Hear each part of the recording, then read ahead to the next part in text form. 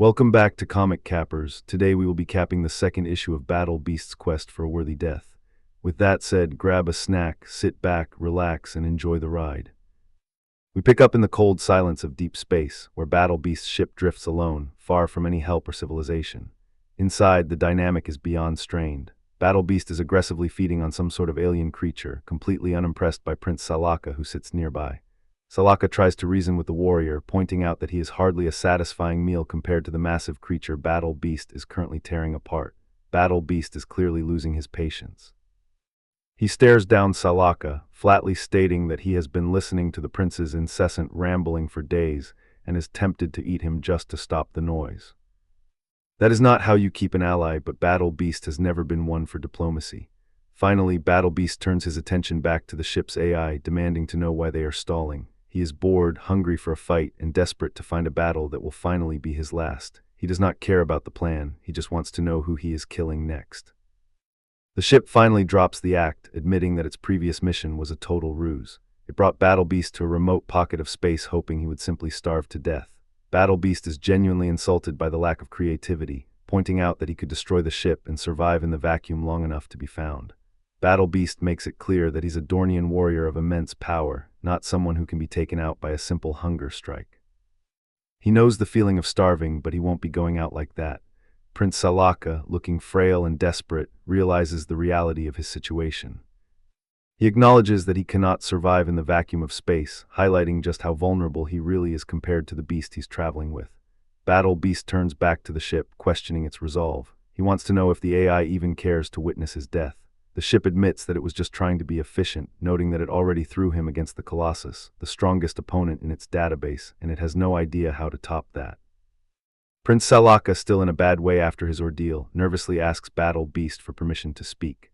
Battle Beast, clearly bored and not interested in hearing any whining, gives him the green light, but only if there is no begging. Salaka explains the power dynamic of his home world. He reveals that his kingdom was overthrown by the Colossus and his sister, a being even more vicious and deadly than the Colossus himself. She betrayed him and banished him, which implies she had to be strong enough to take him down in single combat. Salaka realizes he needs to up the stakes. He knows that gold and riches aren't going to motivate a warrior like Battle Beast, so he shifts his pitch to something far more appealing. He tells Battle Beast exactly what he wants to hear. If he is looking for a battle worthy of his own death, he can find it on Salaka's home world of Fantania. Salaka drops the name that matters, the Juggernaut. It is the perfect bait for a warrior who has run out of worthy opponents. Battle Beast has heard enough. If the Juggernaut is truly more powerful than the Colossus, then that is his next destination. He declares, if this, sister Juggernaut, is more powerful than the Colossus, we shall go there at once. He is clearly enjoying the hunt, commenting on the quality of his latest challenge with a simple, their taste is exquisite. Prince Salaka seems relieved, telling Battle Beast that he will return to his kingdom as a liberator, while Battle Beast will finally get the vicious fight he craves. However, he stops short, noting that there is still one problem. Salaka explains that he cannot return to his people in his current, mangled state because it would be unbecoming of his royal heritage. He asks Battle Beast if they can stop somewhere to get him fixed up, clearly hoping to manipulate the situation to his advantage. Battle Beast considers the request, his expression stoic and unimpressed. The ship interjects, scanning the area and confirming there is a remote outpost that likely offers the technological services Salaka needs to repair his body. Battle Beast agrees, but only because he is currently low on weapons and needs to restock. He gives the order and they set a course for the station. The ship scans the remote space station and delivers some mixed news. It confirms that while the station cannot heal Prince Salaka's body using organic methods, it does have a single facility capable of performing the repairs technologically. It's not the ideal solution, but for Salaka, it's the only way to get back to his regal appearance. Battle Beast and Prince Salaka navigate the bustling space station. Battle Beast notes that his ship's computer has pinpointed the repair shop just across the market area. As they move through the crowded, bizarre marketplace, they are intercepted by a shady local who seems way too eager to help, making a rather odd comment about their specialty. It is a strange encounter, even for this corner of the universe. Battle Beast offers a skeptical grunt in response. He is clearly not here to socialize. He just wants to get Salaka fixed up so they can get back to finding a fight worth his time.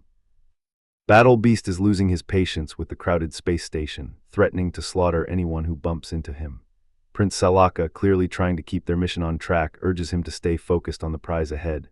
They approach the entrance to the shop, moving through the dense throng of aliens. The environment is bustling and noisy, providing the perfect cover for someone watching them from the shadows. Battle Beast agrees to hold back his aggression, but only because he is saving his strength for a more worthy fight. Salaka asks to handle the negotiations inside, hoping a more diplomatic approach will yield better results, and Battle Beast reluctantly gives him the go-ahead. Unseen by our duo, an armored figure watches them from afar. They confirm the target is indeed Battle Beast, the scourge of the twin galaxies, and immediately move to alert their superiors that their quarry is finally within reach. Battle Beast and Prince Salaka finally reach the shop, but the shopkeeper is immediately skeptical of their request for a full mechanical body. He points out that full neural alignment is an incredibly complex piece of machinery to pull off. Salaka presses the issue, looking closely at the shopkeeper and asking if he can build it anyway.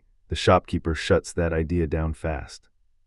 He explains that he only sells and maintains parts, and nobody on the entire station is skilled enough to build a custom rig like the one Salaka needs. Salaka looks defeated, realizing that coming all this way might have been a complete waste of time, but the shopkeeper has a surprise.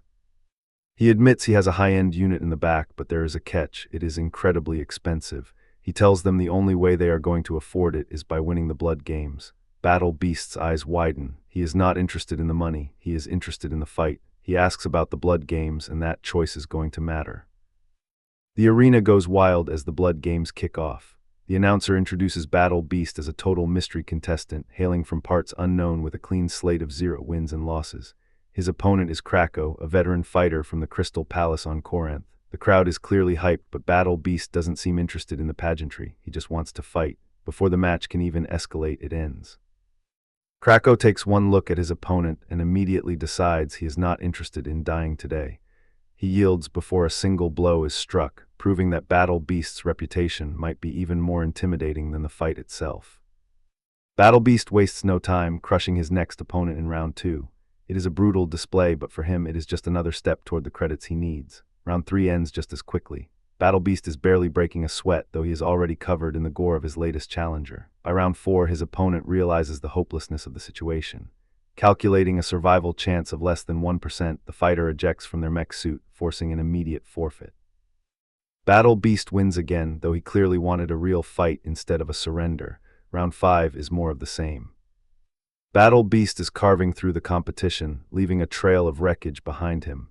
He is winning, but he is not finding what he is actually looking for. It all comes down to this. The final round of the Blood Games is here, and Battle Beast is facing a hulking, flesh-like monstrosity who claims to be the undefeated champion. This opponent isn't just looking for a win, he's taunting Battle Beast, promising to be the one who finally delivers that glorious death our hero has been chasing across the galaxy. Battle Beast doesn't even flinch. He just offers a cold, dismissive chuckle, letting the champion know that he feels the exact same way. He's not here to survive, he's here to see if this challenger can actually back up his talk.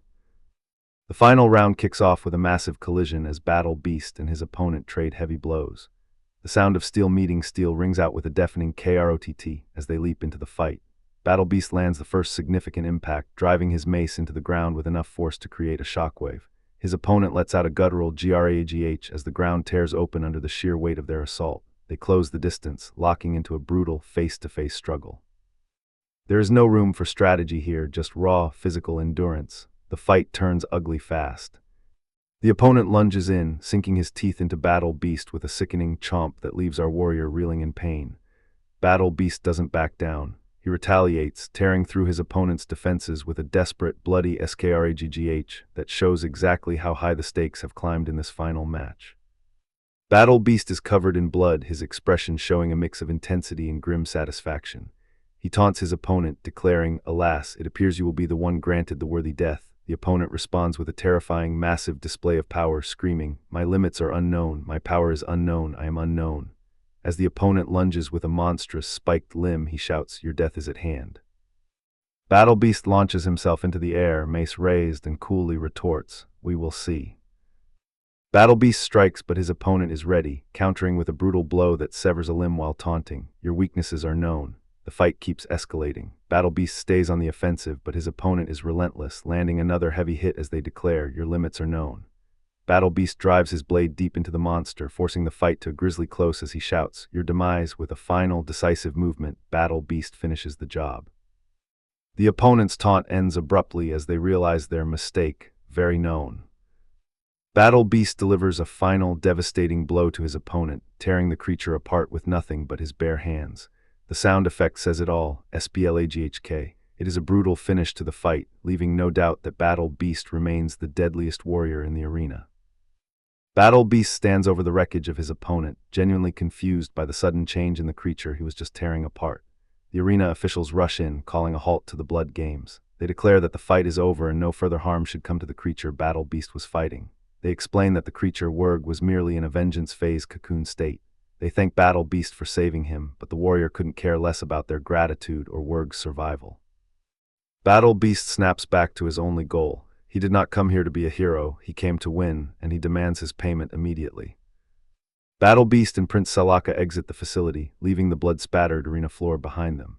It is a quiet moment of transition after the chaos of the blood games. Prince Salaka is clearly enjoying his new mechanical body, flexing his limbs and remarking on how good it feels to be upright again instead of dragging himself along the ground. He is feeling like his old self, declaring, "Prince Salaka is back, baby." Battle Beast is completely unimpressed by the celebration.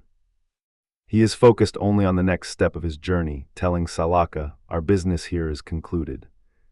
"Come," the shopkeeper bids them a friendly farewell, happy to have their business, while Salaka continues to press his luck by asking Battle Beast if he feels good about their victory.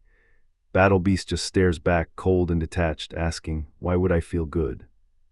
Prince Salaka is trying to get a rise out of Battle Beast, pointing out that his day wasn't a total waste. He reminds the warrior that he helped two people, Salaka himself with a new body and that Wurg fellow, plus he got to fight. Salaka clearly thinks he is making a point about heroism, but he is talking to the wrong guy. Battle Beast is completely unmoved. He acknowledges the new body, but his flat response, "I feel nothing," shows that he is only interested in finding a fight that actually matters to his legacy. The ship confirms their departure, asking if he is sure about leaving the station behind. They begin the process of undocking, pulling away from the space station. As they drift out into the black, the ship moves further into open space, seemingly clear of the station.